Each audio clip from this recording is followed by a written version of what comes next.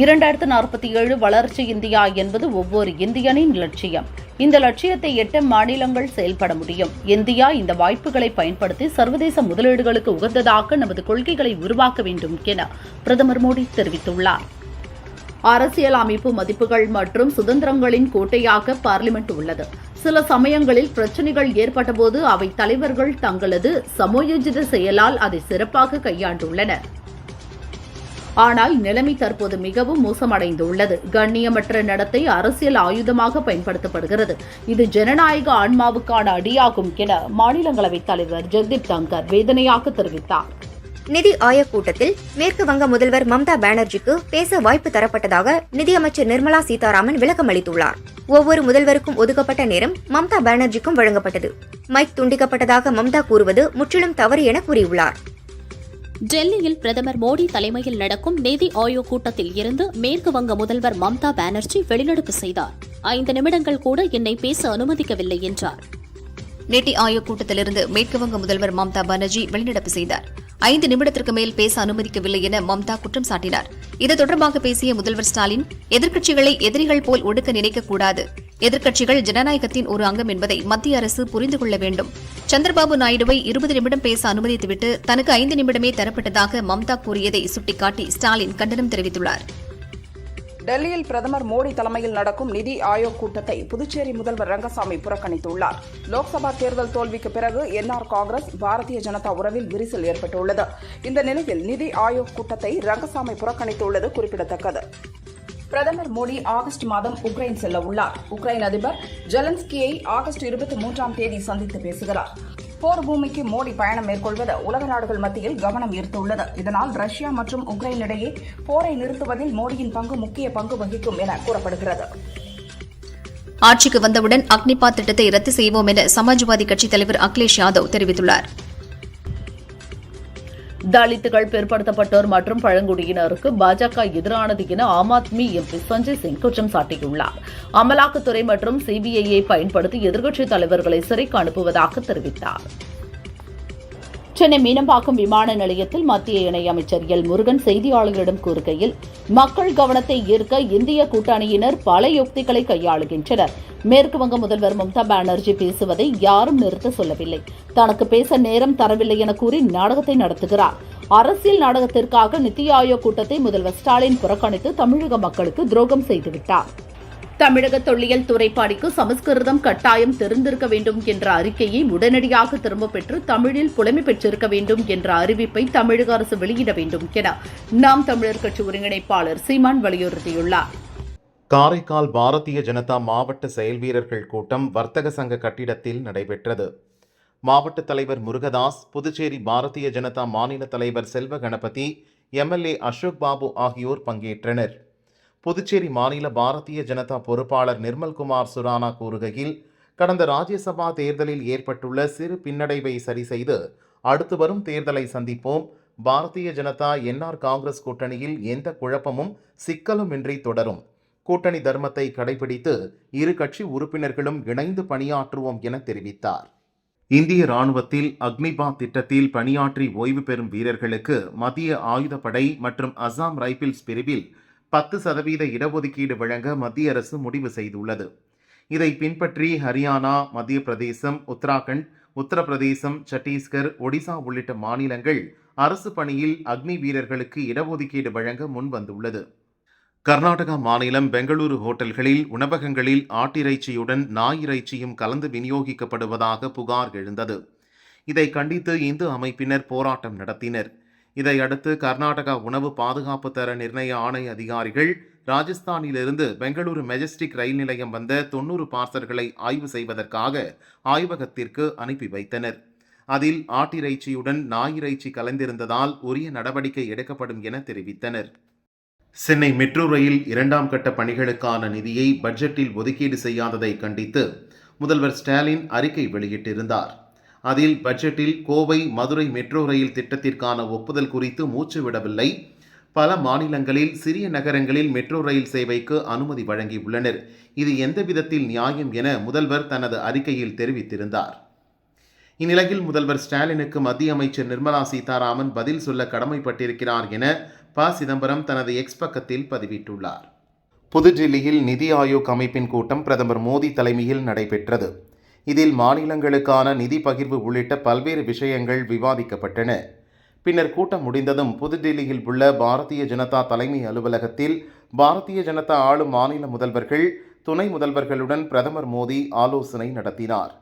கூட்டத்தில் மத்திய நிதியமைச்சர் நிர்மலா சீதாராமன் உள்ளிட்ட பாரதிய ஜனதா நிர்வாகிகள் பங்கேற்றனர். கர்நாடக, கேரள மாநிலங்களில் தென்மேற்கு பருவமழை தீவிரமடைந்துள்ளதால் கர்நாடக மாநிலத்தில் உள்ள கிருஷ்ணராஜசாகர் மற்றும் கபினி அணைகள் நிரம்பின. இதையடுத்து கிருஷ்ணராஜசாகர் அணையிலிருந்து வினாடிக்கு 1,981 கன அடியும், கபினி அணையிலிருந்து வினாடிக்கு 33,000 கன அடியும் என மொத்தம் 1,33,983 கன அடி தண்ணீர் திறந்துவிடப்பட்டுள்ளது. இதனால் மேட்டூர் அணை நீர்மட்டம் மளமளவென்று உயர்ந்து வருகிறது.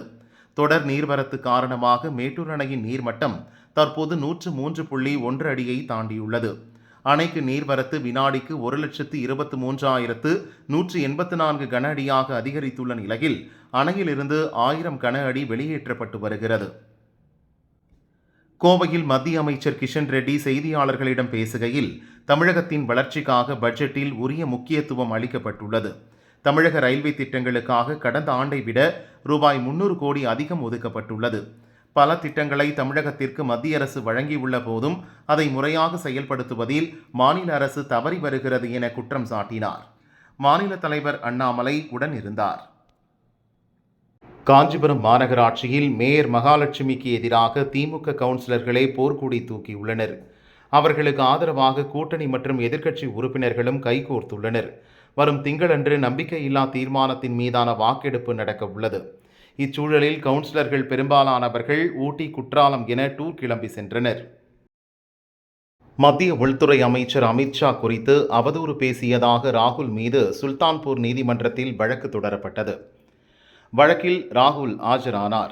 வழக்கு விசாரணை ஆகஸ்ட் 12க்கு ஒத்திவைக்கப்பட்டது. வழக்கில் ஆஜராவதற்கு முன் சுல்தான்பூர் சென்ற ராகுல் செருப்பு தைக்கும் தொழிலாளி ராம்சைத்துடன் உரையாடினார். அந்த தொழிலாளி சில உதவிகளை கேட்டார். செருப்பு தைக்கும் தொழிலாளி ராம்சைத்துக்கு ராகுல் புதிதாக செருப்பு தைக்கும் தையல் இயந்திரம் வாங்கி அனுப்பினார். மகிழ்ச்சியடைந்த ராம்சைத் ராகுலுக்கு 2 ஜோடி காலணிகளை பரிசாக அனுப்பியுள்ளார். 9வது நிதி ஆயோக் கூட்டம் பிரதமர் மோடி தலைமையில் டெல்லியில் நடைபெற்றது. கூட்டத்தில் பேசுவதற்கு போதிய நேரம் கொடுக்கப்படாமல் பாரபட்சம் காட்டுவதாக கூறி கூட்டத்தில் இருந்து மம்தா பானர்ஜி வெளியேறினார். மம்தா பானர்ஜி பொய்களை பரப்புவதாக மத்திய நிதியமைச்சர் நிர்மலா சீதாராமன் தனது எக்ஸ் பக்கத்தில் பதிவிட்டுள்ளார்.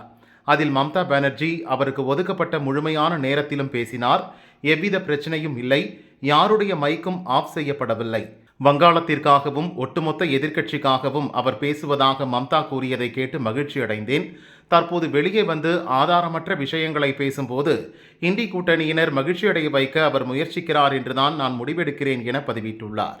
தருமபுரி இலக்கியம்பட்டியில் உள்ள பிரபல பிரியாணி கடையின் கிரில் மாஸ்டர் முகமது ஆசிக், வயது 25. இரவு பணியில் இருந்த அவரை 4 பேர் கொண்ட கும்பல் சரமாரியாக குத்தி கொலை செய்தது. தடுக்க வந்த மற்றொரு ஊழியருக்கு அடி விழுந்தது. இது தொடர்பான சிசிடிவி காட்சி வெளியானது. கொலையாளிகளை பிடிக்க தனிப்படை அமைத்து தருமபுரி போலீசார் தேடி வருகின்றனர். புதுக்கோட்டை அரசு மன்னர் கல்லூரி மைதானத்தில் மாவட்ட நிர்வாகம் தமிழ்நாடு அறிவியல் இயக்கம் சார்பில் புத்தக திருவிழா தொடங்கியது. புத்தக விழாவில் அமைச்சர் ரகுபதி பேசும்போது, வாசிப்பை நேசி, வாசிப்பு உன்னை உயர்த்தும், வாசிப்பை சரியான நேரத்தில் சரியாக இடத்தில் வெளிப்படுத்த வேண்டும் என மாணவர்களுக்கு அறிவுரை வழங்கினார். அமைச்சர் மெய்யநாதன் பேசுகையில், உலகம் போட்டி நிறைந்தது, நூல்கள் தரும் அறிவை யாராலும் அழிக்க முடியாது என்றார். திருச்சி மாவட்டம் லால்குடி சிறுகளப்பூரில் உரக்கடை நடத்தி வருபவர் இளங்கோவன் வீட்டை பூட்டிவிட்டு கேரளாவிற்கு குடும்பத்துடன் சுற்றுலா சென்றார். வீட்டில் இளங்கோவனின் தாய் மின்னல்குடி மட்டும் இருந்தார். இரவு மர்ம நபர்கள் வீட்டின் பின்புறம் கதவை உடைத்து பீரோவில் இருந்த 80 பவுண்ட் நகை மற்றும் 1.50 லட்சம் பணத்தை கொள்ளையடித்து சென்றனர். காலையில் பார்த்த மின்னல்குடி காணக்கிளியநல்லூர் போலீசில் புகார் கூறினார். போலீசார் ரோந்து செல்ல பகுதி மக்கள் வலியுறுத்தினர். சோழிங்கர் நகராட்சி சார்பில் பசுமை நகராட்சியாக மாற்ற நகராட்சி பகுதியில் உள்ள குளக்கரைகள், பூங்காக்களில் 5 அடி உயரமுள்ள பல்வேறு வகையான பழவகை மரக்கன்றுகள் மற்றும் மூலிகை செடிகள் நடவு செய்ய முடிவு செய்துள்ளனர். இதன் தொடக்க விழா நகராட்சி கமிஷனர் கன்னியப்பன் தலைமையில் நடைபெற்றது. பல்வேறு வகை மரக்கன்றுகள் நடவு செய்து பணியை தொடங்கினர். தமிழக முதல்வர் நிதி ஆயோக் கூட்டத்தை தவிர்த்ததற்கு காரணம் அரசியல் வாக்கு வங்கிதான். நிதி ஆயோக் கூட்டத்தில் தமிழகத்தின் அழுத்தமான ஆலோசனைகளையும் தேவைகளையும் முதல்வர்தான் எடுத்துக் கூற வேண்டும். ஆனால் அதை அவர் செய்ய தவறிவிட்டார். இதில் அரசியல் செய்யக்கூடாது என தமாக தலைவர் ஜி.கே. வாசன் தெரிவித்தார். எதிர்க்கட்சி என்றால் தமிழகம் வரும் மோடிக்கு கருப்பு பலூன், ஆளும் கட்சி என்றால் வெள்ளை கொடை பிடிப்பது ஸ்டாலினின் வாடிக்கை. போராட்டம் என்ற பெயரில் திமுகவினர் நாடகமாடுகிறார்கள் என முன்னாள் அமைச்சர் செல்லூர் ராஜு கூறினார். திமுக ஆட்சியில் சட்டம் ஒழுங்கு சீர்கெட்டுள்ளது. மதுரையில் 2 வாரத்தில் 14 கொலைகள் நடந்துள்ளன. தமிழகம் கொலை நகரமாக மாறியுள்ளது. திமுக கட்சியல்ல, கார்ப்பரேட் கம்பெனி என்றும் தெரிவித்தார். தமிழக முதல்வர் என்ற வகையில் ஸ்டாலினுக்கு உண்டான மரியாதையை ராமதாஸ் வயதில் மூத்தவர்களாக இருந்தாலும் தர வேண்டும். மக்களின் மனதில் நீக்கமற நிறைந்திருப்பதால் வஞ்சனை எண்ணத்தோடு ஏச்சுகளையும் பேச்சுகளையும் பற்றி முதல்வர் கவலைப்படுவது இல்லை. மக்களுடைய நலத்தையே குறிக்கோளாக கொண்டு அவர்களுடைய பயணத்தை தொடர்ந்து வருகிறார் என அமைச்சர் சேகர்பாபு பதிலளித்துள்ளார். லோக்சபா தேர்தல் தோல்விக்கு காரணமே அதிமுக ஒருங்கிணையாததுதான் என ஓபிஎஸ் குற்றம் சாட்டியுள்ளார். சிலர் தான் தனி கட்சி தொடங்க விருப்பம் தெரிவிப்பதாகவும், ஆனால் அதுபோன்ற எண்ணம் தனக்கு இல்லை என்றும் விளக்கமளித்துள்ளார். அதிமுகவை பதவிக்காக ஒருங்கிணைக்க விரும்பவில்லை. தொண்டர்கள் என்ன பதவி கொடுத்தாலும் அதை ஏற்க தயாராக இருப்பதாக ஓபிஎஸ் கூறினார். பார்லிமென்ட் தேர்தலில் நடைபெற்ற தவறுகளை சரிசெய்து அடுத்து வரும் தேர்தலை சந்திப்போம். பாஜ மற்றும் என்ஆர் காங்கிரஸ் கூட்டணியில் எந்த குழப்பமும் இல்லை என புதுச்சேரி மாநில பாஜ பொறுப்பாளர் நிர்மல்குமார் சுரானா தெரிவித்தார். மத்திய பட்ஜெட்டில் இறக்குமதி வரி குறைக்கப்பட்டதால் கடந்த 4 நாட்களாக தங்கம் விலை குறைந்தது. இன்று தங்கம் விலை மீண்டும் சவரனுக்கு 400 ரூபாய் உயர்ந்தது. 1 சவரன் தங்கம் 51,720 ரூபாய்க்கும் 1 கிராம் தங்கம் 6,465 ரூபாய்க்கும் விற்பனை செய்யப்பட்டது. நீலகிரி தொகுதி முன்னாள் பாஜ எம்பி மாஸ்டர் மாதனின் மறைவு வேதனை அளிப்பதாக பிரதமர் மோடி உருக்கமாக இரங்கல் தெரிவித்துள்ளார். தன் சமூக சேவை முயற்சிகள் மற்றும் ஒடுக்கப்பட்ட மக்களுக்கு உழைத்ததற்காக மாதன் என்றும் நினைவு கூறப்படுவார் என்று குறிப்பிட்டுள்ள மோடி, மாதனின் குடும்பத்தினர் மற்றும் ஆதரவாளர்களுக்கு ஆறுதல் தெரிவித்துள்ளார். நீலகிரியில் உடல்நலக்குறைவு காரணமாக உயிரிழந்த முன்னாள் பாஜ எம்பி மாஸ்டர் மதன் உடலுக்கு பாஜ மாநில தலைவர் அண்ணாமலை மற்றும் ஜார்க்கண்ட் மாநில கவர்னர் சி.பி. ராதாகிருஷ்ணன் ஆகியோர் மலர் வளையம் வைத்து அஞ்சலி செலுத்தினர். குடும்பத்தினருக்கு ஆறுதல் தெரிவித்தனர். பிரான்சில் தொடங்கிய ஒலிம்பிக்கில் தென்கொரிய அணியை தவறுதலாக வடகொரியா என அழைக்கப்பட்டு அறிமுகப்படுத்தப்பட்டது அதிர்ச்சியை ஏற்படுத்தியது. இரு நாடுகளுக்கு இடையே பனிப்போர் இன்னும் நடந்து வருவதால் இந்த அறிவிப்பு பெரும் சர்ச்சையை கிளப்பியது. சர்வதேச ஒலிம்பிக் கமிட்டி தென்கொரியாவின் விளையாட்டு அமைச்சகத்திடம் கொரிய மொழியில் மன்னிப்பு கோரியுள்ளது. அறிமுக விழாவில் தென்கொரிய அணியின் பிரதிநிதிகளை அழைப்பதில் ஏற்பட்ட தவறுக்கு மன்னிப்பு கேட்டுள்ளது. ஒலிம்பிக் துப்பாக்கி சுடுதல் போட்டியில் ஆண்களுக்கான 10 மீட்டர் ஏர் பிஸ்டல் பிரிவில் பங்கேற்ற இந்தியாவை சேர்ந்த சர்ஜோத் சிங் 16 முறை துல்லியமான இலக்கை குறிவைத்து சுட்டதில் 9வது இடம் பிடித்து பதக்கப் போட்டிக்கான சுற்றுக்கு முன்னேறும் வாய்ப்பை நூலிழையில் இழந்தார். தொழில் முதலீடுகளை ஈர்ப்பதற்காக அமெரிக்கா செல்ல உள்ளோம். முதல்வர் ஸ்டாலினின் தேதிக்காக காத்திருக்கிறோம் என அமைச்சர் டி.ஆர்.பி. ராஜா கூறினார். இந்த பயணத்தின் போது 3 அல்லது 4 தொழில் நிறுவனங்களுடன் புரிந்துணர்வு ஒப்பந்தம் கையெழுத்தாக வாய்ப்புகள் மிக பிரகாசமாக உள்ளது என்றும் தெரிவித்தார். பட்ஜெட்டில் தமிழகத்திற்கு எந்த திட்டமும் அறிவிக்கவில்லை என கூறி மத்திய பாஜக அரசை கண்டித்து இன்று மாவட்ட தலைநகரங்களில் திமுகவினர் ஆர்ப்பாட்டம் நடத்தினர். மேற்கு தொடர்ச்சி மலையில் உள்ள ருத்ராட்ச மரங்களில் 1 முகம் முதல் 24 முகங்கள் வரை ருத்ராட்ச காய்கள் விளைகின்றன. சிவபக்தர்களின் அடையாளமாக விளங்கும் ருத்ராட்சம் மரங்களில் தற்போது காய்க்க தொடங்கியுள்ளன.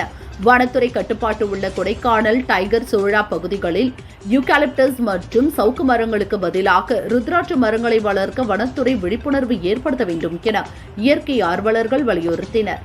கேரளாவில் வயநாடு உட்பட 4 மாவட்டங்களுக்கு இன்று பலத்த மழைக்கான மஞ்சள் எச்சரிக்கை விடுக்கப்பட்டுள்ளதாக வானிலை ஆய்வு மையம் தெரிவித்துள்ளது. 2006-2008 காலகட்டத்தில் வெளிநாட்டு வங்கிக் கணக்குகளிலிருந்து பங்குச்சந்தையில் சட்டவிரோதமாக விஜய் மல்லையா முதலீடு செய்ததாக புகார் எழுந்தது. இதனை விசாரித்த செபி இந்திய பங்குச்சந்தை ஒழுங்காற்று வாரியம் அவர் ரூபாய் 9,000 கோடிக்கும் அதிகமான வங்கிக் கடன் முறைகேட்டில் ஈடுபட்டதை உறுதி செய்தது. பிரிட்டனில் தஞ்சமடைந்துள்ள அவருக்கு இந்திய பங்குச்சந்தையில் 3 ஆண்டுகளுக்கு வர்த்தகம் செய்ய செபி தடை விதித்துள்ளது. பெங்களூரின் மாரணிஹள்ளி சில்க் போர்ட் மேம்பாலத்தில் 2 பைக்குகளில் வந்த 4 இளைஞர்கள் வீலிங் சாகசத்தில் ஈடுபட்டு மற்ற வாகனங்களுக்கு இடையூறு ஏற்படுத்தினர்.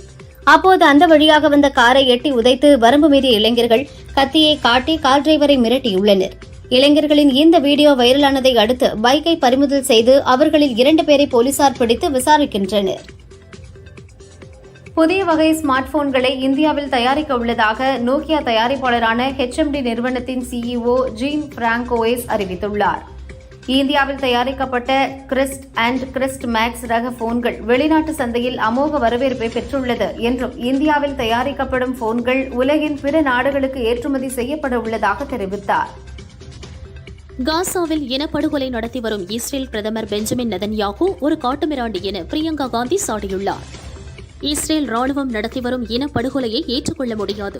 வெறுப்பு மற்றும் வன்முறையில் நம்பிக்கை இல்லாத இஸ்ரேல் குடிமக்களுக்கும் உலக அரசுகளுக்கும் இஸ்ரேலின் வன்முறையை கண்டித்து அவர்களை தடுத்து நிறுத்த வேண்டிய தார்மீக பொறுப்பு இருக்கிறது என பிரியங்கா பதிவிட்டுள்ளார். மத்திய பட்ஜெட்டில் சமீபத்தில் மக்களை கவரும் வகையில் கன்சியூமர் எலக்ட்ரானிக்ஸ் உள்ளிட்ட பல்வேறு பொருட்களின் சுங்க வரியை அரசு குறைத்தது. அதைத் தொடர்ந்து ஆப்பிள் நிறுவனம் தனது ஐபோன்கள் விலையை 3 முதல் 4% குறைத்துள்ளது. ஐபோன் ப்ரோ மேக்ஸ், SE உள்ளிட்ட பல்வேறு மாடல்களின் விலையை அதிரடியாக குறைத்துள்ளது. ஓசூரில் சர்வதேச விமான நிலையம் அமைப்பதற்கான சாத்தியக்கூறு குறித்து ஆய்வு செய்ய இந்திய விமான நிலைய ஆணையம் ஒப்புதல் அளித்துள்ளது. ஜம்மு காஷ்மீரில் உள்ள குப்வாரா மாவட்டத்தில் நடந்த துப்பாக்கிச் சூட்டில் பயங்கரவாதி ஒருவர் சுட்டுக் கொல்லப்பட்டார். பாதுகாப்பு படை வீரர்கள் 5 பேர் பலத்த காயமுற்றனர். சிலந்தியாற்றின் குறுக்கே தடுப்பணை கட்டவில்லை என தென்மண்டல பசுமை தீர்ப்பாயத்தில் கேரள அரசு தெரிவித்துள்ளது. ஆனால் தமிழக அரசு இன்னும் அறிக்கை தாக்கல் செய்யவில்லை. விரைவில் தமிழக அரசு அறிக்கை தாக்கல் செய்ய வேண்டும் என பசுமை தீர்ப்பாய நீதிபதிகள் உத்தரவிட்டனர். மேலும் வழக்கின் விசாரணையை ஆகஸ்ட் 14ஆம் தேதிக்கு ஒத்திவைத்தனர். 2023-24 நிதியாண்டிற்கான கணக்கை ஜூலை 31ஆம் தேதிக்குள் சமர்ப்பிக்குமாறு வருமான வரித்துறை கூறியுள்ளது. 1 மாத காலம் அவகாசம் நீட்டிக்கப்படுவதாக வெளியான செய்தியில் உண்மை இல்லை. அதுபோன்ற தகவல்களை நம்ப வேண்டாம் எனவும் அறிவுறுத்தியுள்ளது.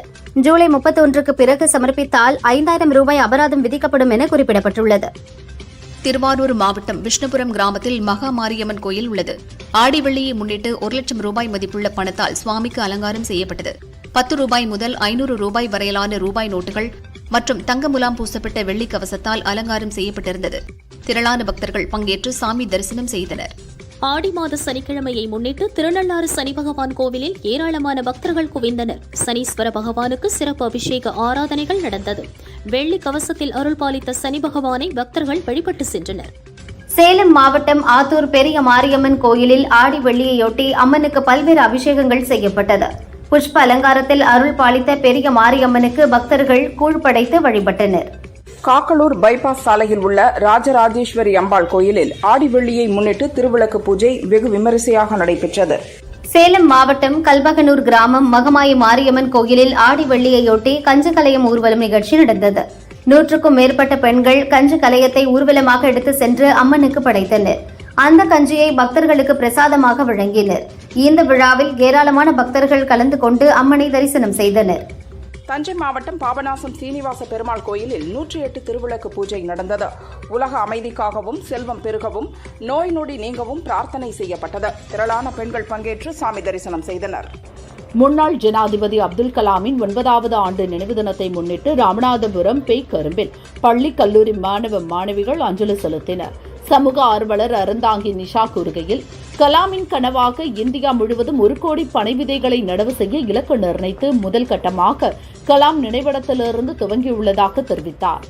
திருப்பரப்பு அருவியில் சுற்றுலா பயணிகளுக்கு குளிக்க தடை விதிக்கப்பட்டிருந்த நிலையில் கடந்த 25ஆம் தேதியிலிருந்து குளிக்க அனுமதிக்கப்பட்டுள்ளது. இன்று காலை முதலே திருப்பரப்பு அருவியில் சுற்றுலா பயணிகள் குவிந்து வருகின்றனர். குடும்பத்துடன் அருவியில் நீராடி மகிழ்ந்தனர். மன்னார்குடியில் அரசு உதவி பெறும் பள்ளியில் 1974ஆம் ஆண்டு படித்த மாணவர்கள் 50 ஆண்டுகளுக்கு பிறகு ஒன்று கூடிய நிகழ்ச்சியை ஏற்படுத்தியது. பழைய மாணவர்கள் ஆசிரியர்களின் காலில் விழுந்து வணங்கி ஆசி பெற்றனர். சென்னை காசிமேடு மீன்பிடி துறைமுகம் அருகே புது வண்ணாரப்பேட்டையைச் சேர்ந்த சத்யநாதன் மது போதையில் கடலில் இறங்கி குளித்துள்ளார். கடலில் அடித்து செல்லப்பட்ட அவர் நீரில் மூழ்கி பலியானார். உடல் கைப்பற்றப்பட்டு பிரேத பரிசோதனைக்கு அனுப்பப்பட்டது. தாம்பரம் பணிமனையில் பராமரிப்பு பணிகள் காரணமாக இன்றும் நாளையும் 55 மின்சார ரயில்கள் ரத்து செய்யப்பட்டுள்ளன. இதன் காரணமாக பஸ் ஸ்டாண்டு மற்றும் பஸ்களில் மக்கள் கூட்டம் அலைமோதியது. பட்ஜெட்டில் தமிழகத்திற்கு நிதி ஒதுக்காத பாஜக அரசை கண்டித்து திருச்சி கலெக்டர் அலுவலகம் அருகே திமுக சார்பில் மாபெரும் கண்டன ஆர்ப்பாட்டம் நடந்தது. அமைச்சர் KN நேரு, மத்திய மாவட்ட செயலாளர் வைரமணி, வடக்கு செயலாளர் தியாகராஜன், MLAக்கள் மற்றும் 5000க்கும் மேற்பட்ட நிர்வாகிகள் கலந்து கொண்டு கண்டன கோஷங்களை எழுப்பினர். இந்தியாவின் மறைந்த முன்னாள் குடியரசுத் தலைவர் டாக்டர் ஏபிஜே அப்துல் கலாமின் 9ஆம் ஆண்டு நினைவு தினம் இன்று அனுசரிக்கப்பட்டது. ராமநாதபுரம் மாவட்ட கலெக்டர் சிம்ரன்ஜித் காலின் கலாம் நினைவிடத்தில் மலர் வளையம் வைத்து அஞ்சலி செலுத்தினார். அரசு அதிகாரிகள் மற்றும் கலாம் குடும்பத்தார் உடனிருந்தனர். கர்நாடகாவில் நிலச்சரிவில் சிக்கிய நாமக்கல்லைச் சேர்ந்த லாரி ஓட்டுநர் சின்னனன் குடும்பத்திற்கு பொது நிவாரண நிதியிலிருந்து 3 லட்சம் ரூபாய் வழங்குவதாக முதல்வர் அறிவித்திருந்தார். இந்நிலையில் வனத்துறை அமைச்சர் மதிவேந்தன் இறந்தவரின் குடும்பத்திற்கு 3 லட்சத்திற்கான காசோலையை வழங்கினார். MP Rajesh, MLA Madheswaran, collector Uma ஆகியோர் உடனிருந்தனர். மேட்டூர் அணைக்கு நீர்வரத்து 93,828 கன அடியாக அதிகரித்தது. நீர்வரத்து தொடர்ந்து அதிகரித்து வருவதால் 92 அடியில் இருந்த நீர்மட்டம் 100 அடியை எட்டியது. அணை கட்டி 91 ஆண்டுகளில் 71வது முறையாக தண்ணீர் 100 அடியை தொட்டது. மேட்டூர் அணையிலிருந்து 16 மதகுகள் வழியாக காவிரி ஆற்றிற்கு நீர்வளத்துறை அதிகாரிகள் மலர் தூவி திறந்துவிட்டனர். விவசாயிகள் மகிழ்ச்சியடைந்தனர். மத்திய அரசின் பட்ஜெட்டை கண்டித்து கள்ளக்குறிச்சி கச்சேரி சாலையில் திமுகவினர் ஆர்ப்பாட்டம் நடத்தினர். இதற்காக போலீசார் போக்குவரத்தை திருப்பிவிட்டிருந்தனர். இதனால் 2 மணி நேரம் போக்குவரத்து பாதிக்கப்பட்டது. ஆர்ப்பாட்டம் முடிந்தும் திமுகவினர் கலையாமல் அங்கேயே நின்றனர். இந்த கூட்டத்தில் ஆம்புலன்ஸ் ஒன்று சிக்கியது. 10 நிமிடங்களுக்கு பிறகு ஆம்புலன்ஸுக்கு திமுகவினர் வழிவிட்டனர். அதன் பிறகே அங்கிருந்து சென்றது. மத்திய பட்ஜெட்டில் தமிழகம் புறக்கணிக்கப்பட்டதை கண்டித்து திருப்பூர் குமரன் சிலை முன்பு திமுகவினர் ஆர்ப்பாட்டத்தில் ஈடுபட்டனர். பொள்ளாச்சி MP ஈஸ்வரசாமி, தெற்கு MLA செல்வராஜ், மாநகராட்சி மேயர் தினேஷ்குமார் மற்றும் தொண்டர்கள் கலந்து கொண்டு மத்திய அரசை கண்டித்து கோஷங்களை எழுப்பினர். திருவள்ளூர் மேற்கு மாவட்ட திமுக சார்பில் நடந்த ஆர்ப்பாட்டத்தில் காலை 8 மணிக்கு பெண்கள் அழைத்து வரப்பட்டனர். ஆர்ப்பாட்டத்தில் அமைப்பு செயலாளர் RS பாரதி பேசும்போது பெண்கள் கூட்டமாக அமர்ந்து கதை பேசிக் கொண்டும் கலைந்து செல்வதுமாக இருந்தனர். கள்ளக்குறிச்சி மாவட்டம் எலவனாசூர் கோட்டை நம்பிக்குளம் தெருவில் கடந்த சில மாதங்களாக சரிவர குடிநீர் விநியோகம் செய்யப்படவில்லை. ஆத்திரமடைந்த 100க்கும் மேற்பட்ட பெண்கள் காலி குடங்களுடன் வந்து எலவனாசூர் கோட்டை போலீஸ் நிலையத்தை முற்றுகையிட்டனர். போலீசார் நடத்திய பேச்சுவார்த்தையை தொடர்ந்து அனைவரும் கலைந்து சென்றனர். பொள்ளாச்சி ஆழியார் மற்றும் அதனை சுற்றியுள்ள பகுதிகளில் மழை பெய்து வருவதால் பாலாற்றில் நீர்வரத்து அதிகரித்து வருகிறது. ஆற்றில் வெள்ளம் கரைபுரண்டு ஓடுவதால் பக்தர்களின் பாதுகாப்பு கருதி பாலாற்றங்கரை ஆஞ்சநேயர் கோவிலுக்கு செல்ல கோவில் நிர்வாகம் தடை விதித்துள்ளது. நீலகிரி தொகுதி முன்னாள் MPயும் பாஜவின் மூத்த தலைவருமான மாஸ்டர் மாதன் காலமானார். 93 வயதான இவர் வயது மூப்பு காரணமாக உடல் பாதிக்கப்பட்டு இறந்தார். பாலாஜி நகரில் உள்ள அவரது வீட்டில் அஞ்சலிக்காக வைக்கப்பட்டுள்ள அவரது உடலுக்கு பாஜ நிர்வாகிகளும் தொண்டர்களும் அஞ்சலி செலுத்தினர். சென்னையிலிருந்து அந்தமான் சென்ற ஏர் இண்டியா விமானம் மோசமான வானிலையால் மீண்டும் சென்னைக்கு திரும்பியது. இன்று காலை 5:15 மணிக்கு 98 பயணிகளுடன் அந்தமான் புறப்பட்டது. சேலம் மாவட்டம் ஆத்தூர் வேளாண் கூட்டுறவு சங்கத்தில் 2.52 கோடி ரூபாய்க்கு மஞ்சள் வர்த்தகம் நடந்தது. கடந்த வாரத்தை விட 1738 மஞ்சள் மூட்டைகள் அதிக அளவில் விற்பனைக்கு வந்தது.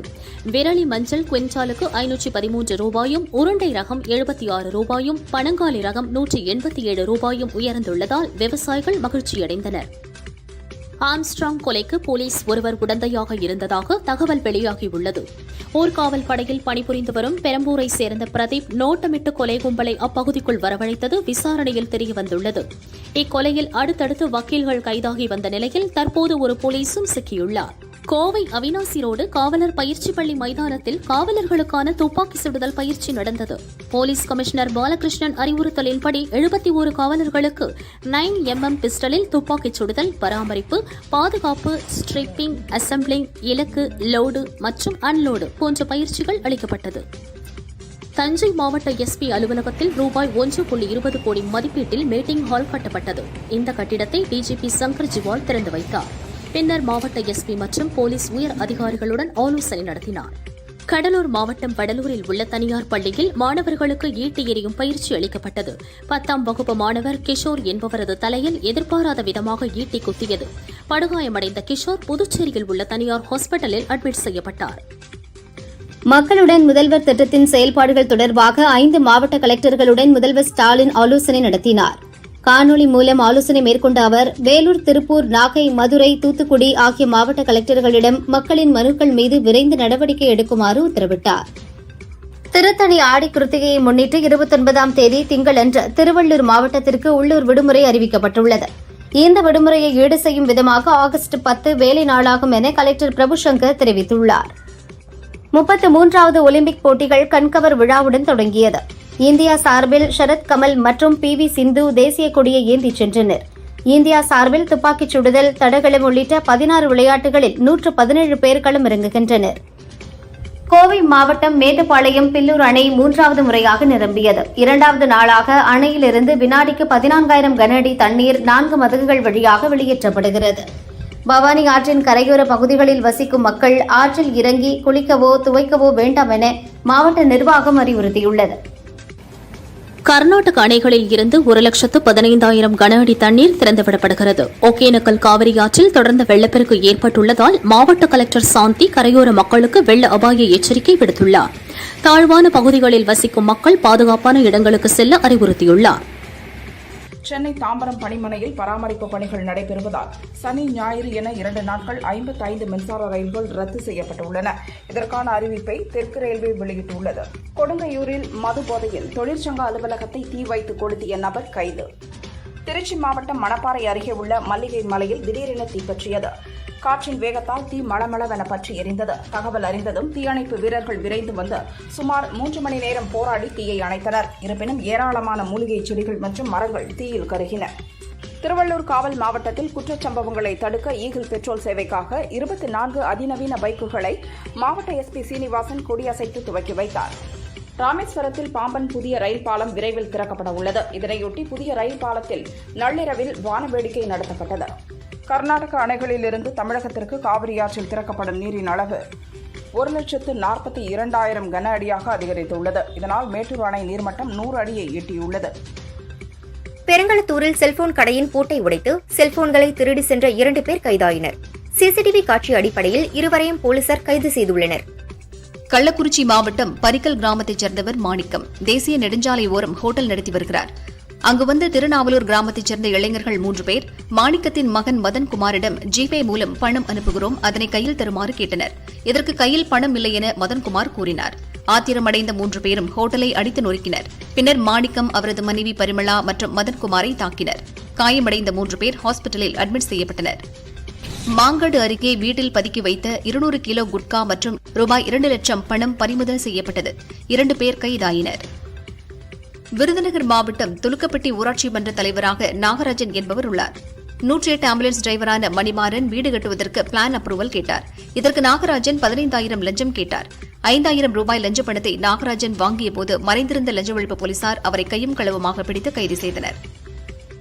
திருச்சி மாவட்டம் சமயபுரம் நம்பர் 1 டோல்கேட் பகுதியில் 24 மணி நேரமும் சட்டவிரோதமாக மது விற்பனை செய்யப்படுகிறது.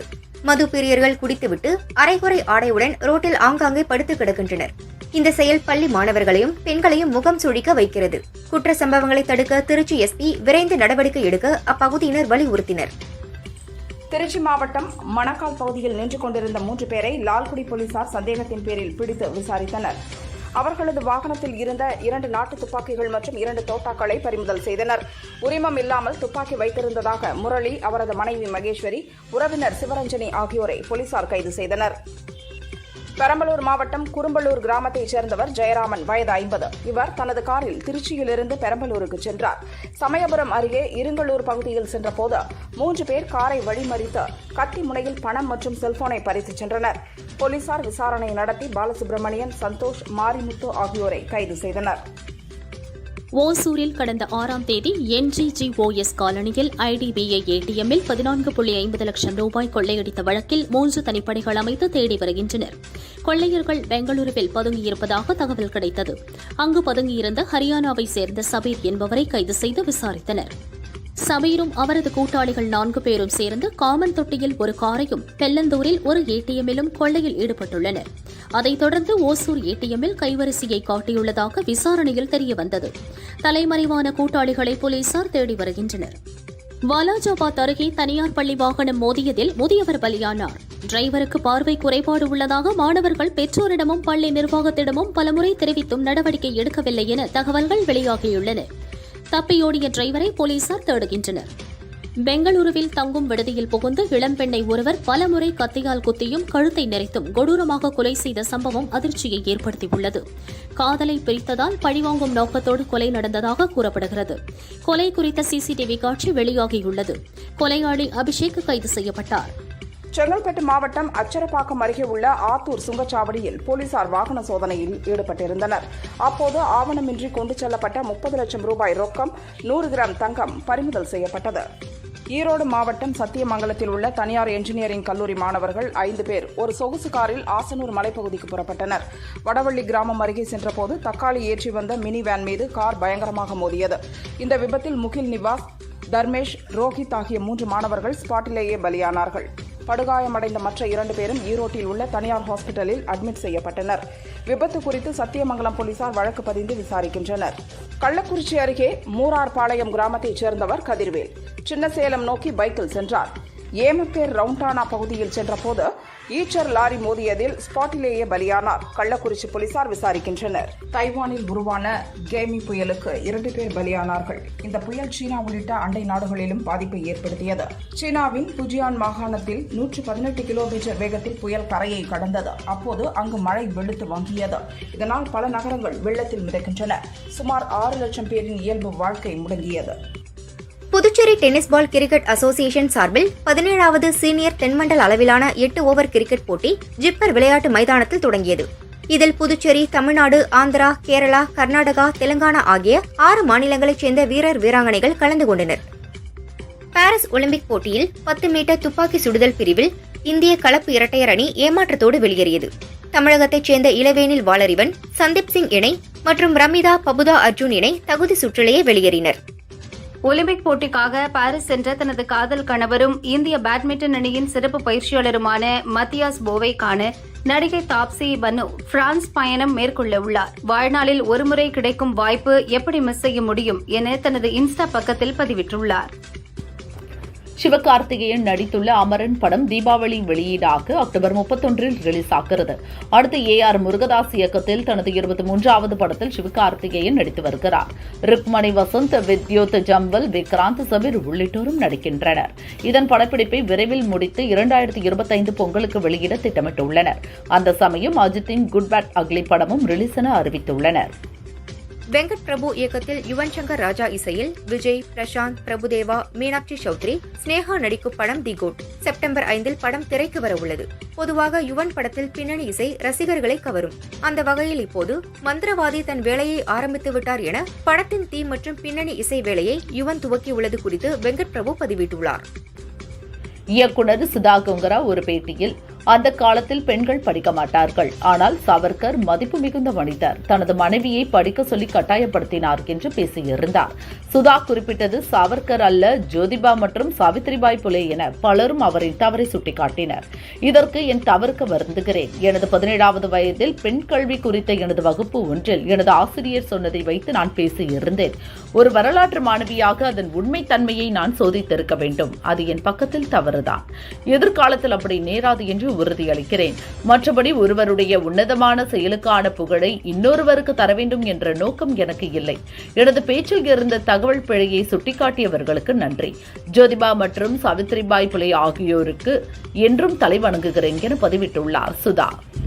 அஞ்சலி நடிப்பில் OTTயில் வெளியாகியுள்ள வெப் தொடர் பாகிஷ் கரணா. இதில் அவர் கவர்ச்சியாக நடித்திருந்தார். இந்த தொடருக்கு 3 நாட்களில் 35 மில்லியன் பார்வை கிடைத்துள்ளது. இதற்கு நன்றி தெரிவித்து உள்ள அஞ்சலி, 35 மில்லியன் என்பது சாதாரண விஷயம் அல்ல. நான் நடித்த புஷ்பா ரோல் சவாலானது என்றாலும் எனக்கு அந்த சவால் பிடித்திருந்தது. ரசிகர்கள் கொடுத்த ஆதரவுக்கு நன்றி.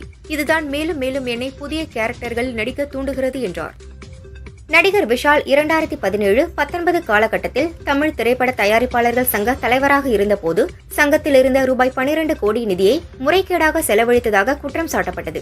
இது தொடர்பாக தயாரிப்பாளர்கள் சங்கம் வெளியிட்ட அறிக்கையில் விஷாலை வைத்து படம் தயாரிப்பவர்கள் இனி தங்களை கலந்து ஆலோசிக்க வேண்டும் என தெரிவித்தது.